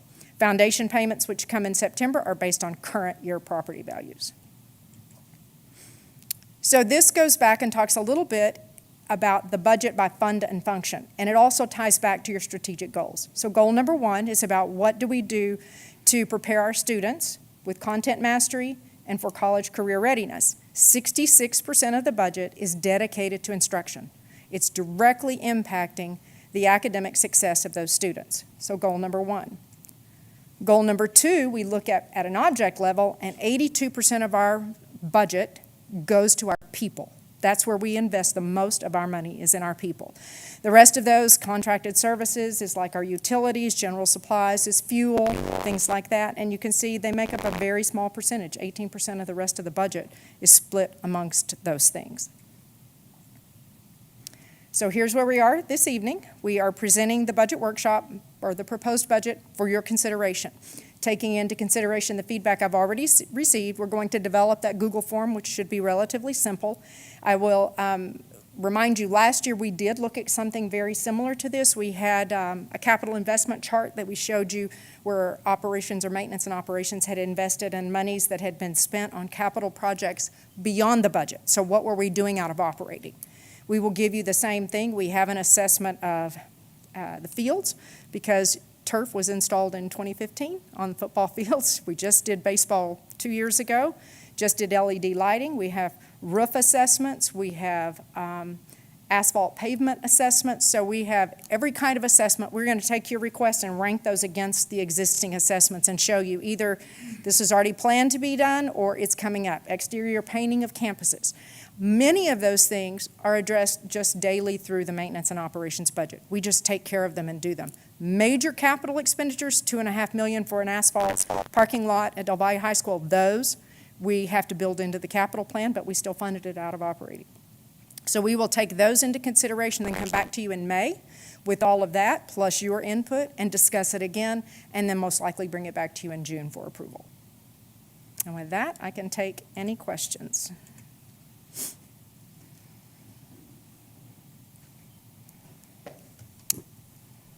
Thank you, Ms. Weeper, for the presentation. Just a few questions. On the health insurance, you talked about the fact that we absorbed the increase on health insurance. What would have been the increase? What percentage would have been the increase in health insurance if we had passed it on employees? I think last year we proposed a 4% increase to premiums. It was minimal last year, and it would be about that same amount now. We tried to keep it pretty level for employees, but, I mean, if we were doing best practice, we would be increasing from 3 to 5% every year. Our consultants will recommend 7 to 10% every year. Okay. So we've postponed it. We'll postpone it one more year. So what happens 2 years from now? So I hope what we're doing with it this year is we're absorbing it out of ESSER monies again. It's another form of retention credit. It's, we want to keep you here. We understand times are hard and the pandemic has been difficult, so we'll fund it out of there. At the end of 2024, it must go away, and we will either have to absorb that through the operating fund, or we'll have to increase both sides of the equation, our contribution and the employees. Do you have a percentage amount? I know it's not a fair question, but do you have a percentage For amount? 3 years from now, roughly? Yeah. I wouldn't want to bet, but I'd say you're looking at probably reasonably, it ought to be 15% by then. Wow, okay. On the employees with 30-plus years or 31-plus years of service? 31. How many employees are we talking about for our I district? think I heard 40? Currently, we have 88 Oh, 88, wow. with double that. 31 or plus, but about 30 of them, 30 to 40, have since selected to retire at the end of the year. Okay, all right.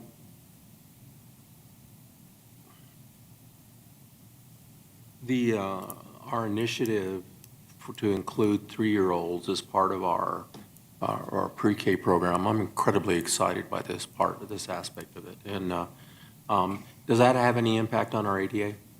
Mm-hmm, most definitely. That's why instead of, we typically use a 500 loss in membership every year. If you notice, my ADA is only down by 150-ish, and that's because we're anticipating we're going to supplement that number coming in with 3-year-olds. Okay. And then finally, there was and I'm just drawing a blank, I must be tired, there was a big discussion about property value exemptions that the state was going to offer, and we're supposed to vote on this, or? I believe that was on the last ballot, and it was. Was that on the, okay. And so that's already in place? Yes, sir. All the exemptions are in place and included in that $1.8 billion increase. Yes, sir, the 18%. And I saw where the lieutenant governor, he proposed a possible legislative agenda for the next legislative session. Did he have any more discussion on his charge about property rates? I have not seen it, but I wouldn't be surprised because they are working diligently to reduce property tax burdens. Okay. I haven't read it yet, but that's a good point, and I will get to it. Okay, thank you. Certainly. Our current budget underwent a pretty good strain with this increase in fuel cost, plus all the maintenance for all our transportation. Is that built in for our future for this coming year? Because it doesn't seem like it's going to go down at any time soon. So we do have additional cost built in, additional capacity built in, if you will, for fuel and maintenance responsibilities. We've also built in new school buses into ESSER. That was another thing. In order to be able to distance those children on buses, we supplemented the actual fleet with 18 new ones. 18 new ones? Yeah. They 'cause I won't saw be here some of for them were- 18 months, but we have ordered them. So yes, we are addressing transportation issues. Is there any funding to repaint some of our buses? So that would have to come from operating. Obviously, it wouldn't qualify for ESSER Because funding. I've seen some of them are pretty well worn out.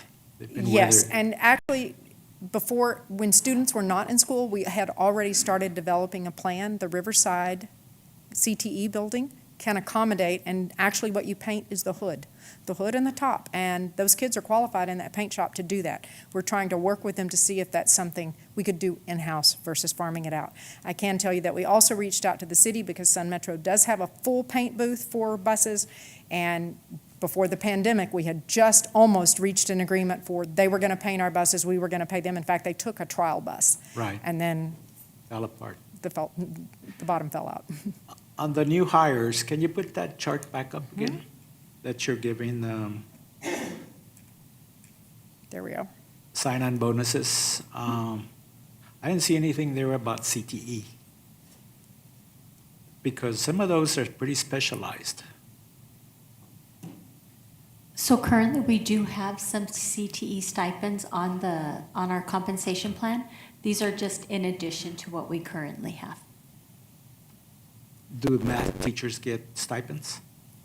Our math and science teachers do get a stipend, and they'll get an additional $1,500 for new hires, and I can give you the exact amount. And why didn't we do that for some specialized departments for CTE?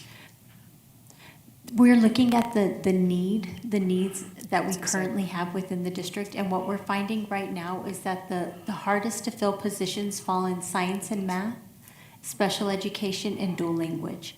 And so we were really trying to recruit those areas where we don't have an abundance of excess of teachers for the ones that we have vacancies currently at hand. So you're saying we have an abundance in CTE?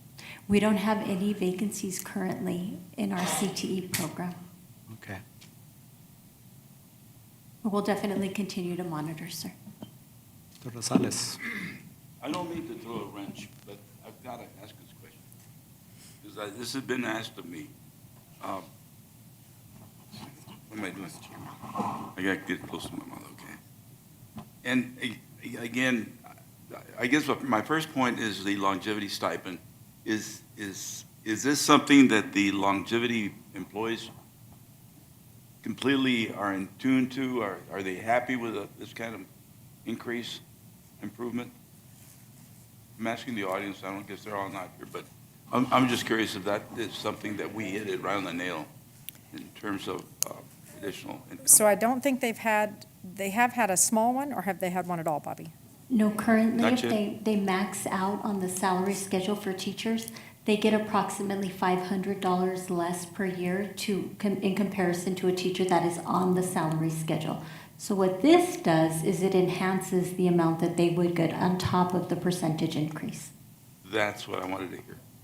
Now, the other one, and I'm sure all of us have been asked, our coaches out there in the field, is there any plan now or into the future that we can integrate something for our coaches?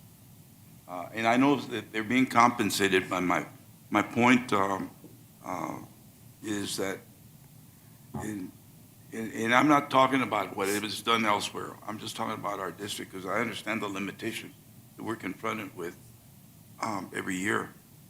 But it certainly would be nice to see, even to consider how we could compensate the coaching efforts of our people.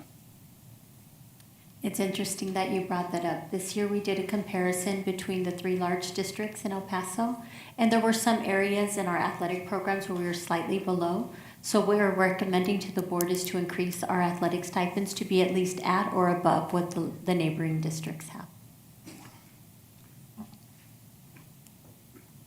And one last, go ahead. Just a couple of more things popped in my head. When you were talking about San Metro, we've got some great property we'd like to talk to them about, and, we have access to the paint booth. But I appreciate President Ochoa bringing that up, because there was a bus in Alameda the other day that had no paint on the hood. It's all black and pretty beat up. So I was real surprised it was one of our buses. The other, yeah, it was in horrible shape. I just drew a blank on the other issue. I'll come back to it. So you bring up another point where you can help us. We are short 35 drivers, so guess who fills that gap each day? It's the mechanics. And if the mechanics are out driving, they're certainly not home working on the buses, getting them ready for paint, et cetera. And so we're actually hurting in transportation. Much like other labor areas, we don't have enough drivers, and we're really diligently looking for them. I think we're getting ready to start a recruitment campaign just for bus drivers because we are desperate for them.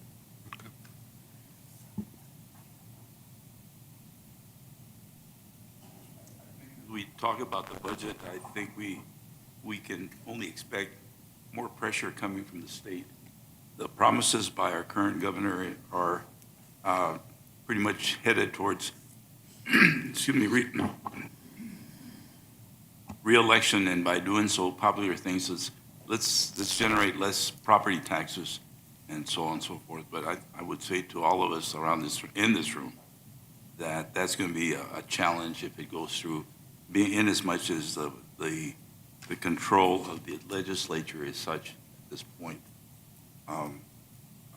And I guess as I listen and I sit here and I think I understand all that we're going through, one point that I have been, and I'd like to share it with you publicly, is that we try our best to educate our children, and we work with dollars and ESSER and all this and that. And one of the things that this community has failed to do is they've failed to see the future. We have, I say the seven decades neglect of this community by the leadership in terms of luring quality employment. We train them, we do our best to keep them, and I understand they have to leave, but once they leave, boom. And my point here is that we have, what, 2 corporations in this community, as large as we are. It's a pathetic result of the lack of leadership that has gone on for 7 decades. And until this community understands and realizes that in order to rectify some of our economic ills, we're going to have to be leaders. And I may not get to see it, but I'm certainly pushing it with Dr. Heather Wilson, with Serrata, and you know very well what I'm talking about.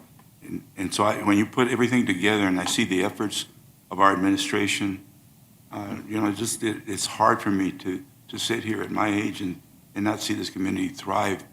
And simply and very simply, and the last thing I do, the tremendous talent that we have in this community. And we haven't capitalized because we haven't elected the proper leaders. Thank you.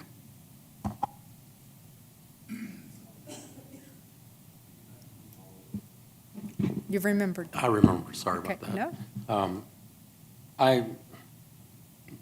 Without being specific, I saw on the news where one of the districts had TASB do a salary survey for them. I'm just kind of curious if, how that weighs into our discussions. Ms. Bobby's ahead of us. So we actually requested a salary survey around October of last year. Unfortunately, every district pretty much in the state of Texas has requested the salary surveys through TASB, and the first that they can assist us is in November of this upcoming year. So immediately upon receiving their results, we'll definitely present it to the board. My pleasure. Any other questions? Well, Ms. Lilly, thank you. I think we appreciate your presentation. My It's pleasure. very Thank thorough as always. And all I want to say is that for everybody that's been working at Ysleta, and all through everybody, it's been a very challenging. We thought that the previous 2 years were challenging, I must admit, but this last year, where our students are coming back, our teachers are coming back and everything else, it's not as normal as it was before. It has been a very challenging year for our students, for our teachers, for our bus drivers, for everybody that supports our schools. And I can attest to that, being there in the trenches myself. And I appreciate what is being proposed, and it will be taken under consideration by the board.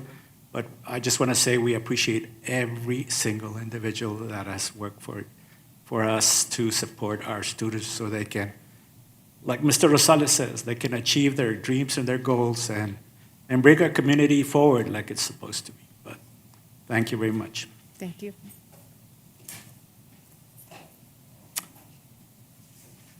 I guess that's pretty much the end of our board meeting. Do we have a motion to adjourn? So moved. Adjourn at